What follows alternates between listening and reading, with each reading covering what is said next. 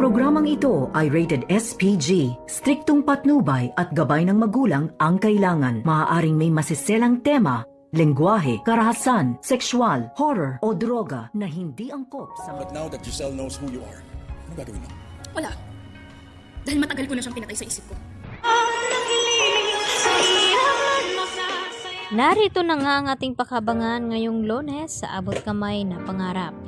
Kinausap nga agad ni Eric itong si Justin at dito na sinabi na ngayon nga ay alam na daw di umano ni Giselle ang tunay niyang pagkatao, ano daw ang gagawin dito ni Justin.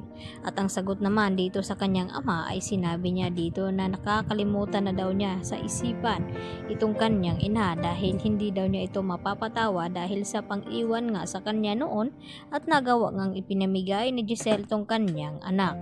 Subalit ay may rason naman pala itong si Giselle nang makausap niya ng masinsinan itong si Justin ay humingi naman siya ng tawa dito at sinabi dito kay Justin na hindi niya alam na buhay pa pala itong kanyang anak dahil itinago daw pala ito ni Eric sa kanya at pinaniwala itong si Giselle na matagal nang nawala itong kanyang anak. Kaya dito naman napaiyak itong si Justin na niyakap ang kanyang ina at sa hindi nagtagal ay pinapatawad na rin naman dito ni Justin ito ngang si Giselle. Sa kabilang banda, gusto naman na mangyari ngayon ni Giselle na ito nga ang ihirangin bilang co-owner itong si Justin ng Apex Hospital pangsamantala na hindi pa bumabalik itong mga alaala ni RJ at hindi pa nakarecover at nagkamalay itong si Don Pepe. Kaya agad naman na pumayag itong si Justin sa gustong mangyari dito ni Giselle. At dito nga nagulat ng husto itong si Zoe at itong si Moira nang mabalitaan nila na buhay pa pala ang anak ni Giselle na si Justin. At ito naman ang makakalaban dito ni Justin itong si Zoe at ito ngang si Moira.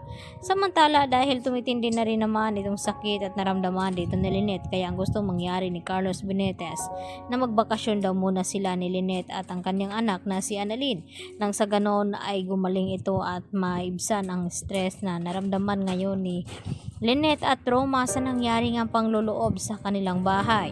At dito nagpasya itong si Annalyn na sama ang kanyang ina papuntang Japan at dito naman nag-enjoy itong dalawa at sumunod naman itong si Doc Lindon Javier at itong si RJ kasama na dito itong si Zoe at itong si Moira.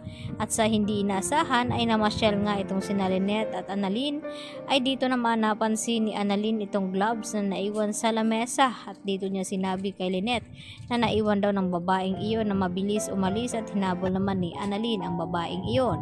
At sa hindi inasahan ay kinagulat naman ni Annalyn nang makita at kung sino ang babaeng nakaiwan ng gloves na iyon ay walang iba kundi itong si Moira.